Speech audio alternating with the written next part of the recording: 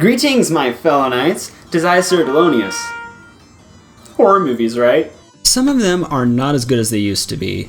Now all it is cheap jump scares with nothing really else noteworthy. Same thing pretty much applies to video games nowadays. All they are cheap jump scares and overly complicated storylines. But don't get me wrong, we do have some horror gems every once in a while. But recently, horror has kind of been not scary.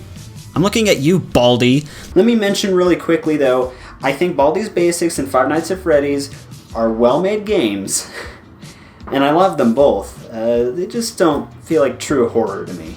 You guys remember the Living Tombstone, right? Man behind the slaughter memes guy, gone for almost a year and now is releasing new songs every other week now guy? Yeah, him. For those of you who don't know who the Living Tombstone is, he, Yoav Landau, I really hope I didn't butcher his name, is an Israeli-American internet musician who mainly started out making small remixes on a channel called Koolfox. He uploaded music on there for a while, when he then composed the soundtrack for a game called Nightmare House 2.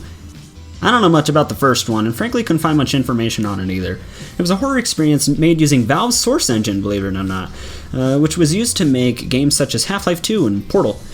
After that, a few more songs, he decided to expand, so he made another channel called The Living Tombstone. He said he'd upload to both channels. Well, that was a freaking lie! He mainly decided to focus on his new channel, creating remixes, original music, and a bunch of songs based off of My Little Pony Friendship is Magic. Then Hasbro got onto him, so he had to call it quits. This was sort of great timing though, because by that point Five Nights at Freddy's was already out, and since it was popular, he made a song about it, and you bet it got people's attention. Since then, he's been making more music based off of video games, original songs, and even remixes. The thing I absolutely love about his remixes is even the instrumentals of said remixes feel like original pieces, at least most of them, and I love that. Fast forward to 2019, we got 2 songs and a teaser, and that was it.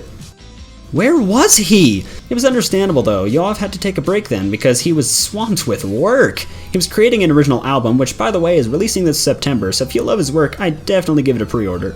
And he was also working on the soundtrack for, you guessed it, In Sound Mind. When I saw the teaser for the game last year, I was excited. My favorite music artist is working on a soundtrack for a horror game? Sign me the frick up! Fast forward to June and the demo for In Sound Mind released.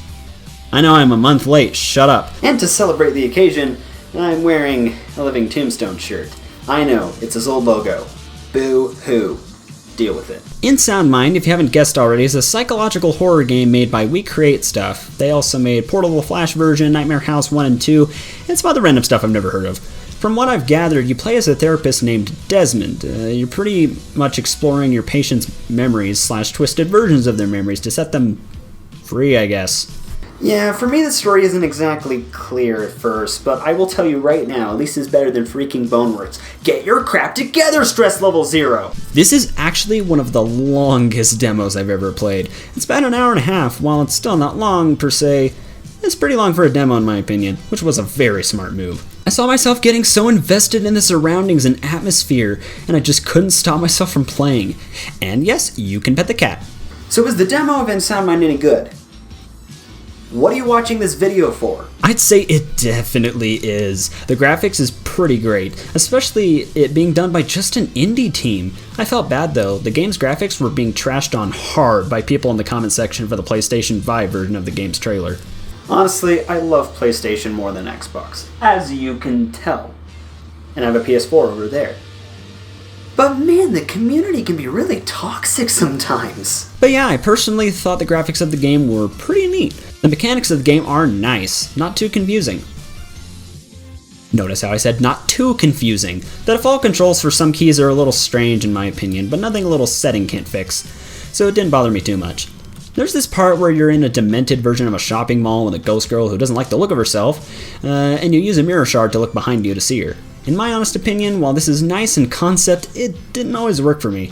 I don't know if it was designed this way on purpose, but sometimes I found myself getting stuck, because I would glance with the shard and then she'd see me almost instantly and would leave me alone until I ran around for 2 minutes. It didn't happen every time, but when it did, I was a little annoyed. The puzzles in this game feel flawless to me. They're so fun to figure out for yourself and solve. I love how creative they can get and how they also aren't too hard, but also not too simple. There's one puzzle where you use cash registers to scan items you've collected to get a specific total price to unlock a coin to use elsewhere. I thought that was pretty cool. The voice acting in this game is also very top notch. All the actors in this game did an amazing job. I have no complaints here. The soundtrack was fantastic. Yoav did such a phenomenal job with it, and it gets a 10 out of 10 from me. And no, this isn't just because he's my favorite music artist. It's because he also literally nailed the atmosphere in the game. 2 thumbs up from me, dude. Lastly, the scary factor. Yeah, I'm sorry, but this isn't scary. At least for me. I find it really cool how they really tried and went all out with what they could. And this just honestly didn't scare me very much. I will admit there were times I had to do a double take when I see this weird guy pop out from behind stuff. But other than that, I wasn't really scared, to be upfront. But like I mentioned earlier, this is only the demo. The full game doesn't release until early next year, so maybe it's just the beginning that isn't scary and the rest of the game is. Only time will tell. I still really like the game though, and I love the concept. I also love the concept of using tapes to travel to different areas. That's really neat. And overall, this game gets a 9 out of 10 from me. I had a blast playing it, and it really kept me invested. Just could be a little scarier, though. Alrighty, thank you so much for watching. I deeply appreciate it. If We Create Stuff is watching, they probably aren't. But if they are, no hard feelings. This is just my thoughts. And if the Living Tombstone is watching, which I'm 99% sure he isn't, but if he is, huge fan, Yoav. Loved your music since 2014. You're still my #1 favorite music artist. Everything you release gets me really excited. I hope you all enjoyed, and I'll see you guys later. Slay your dragons.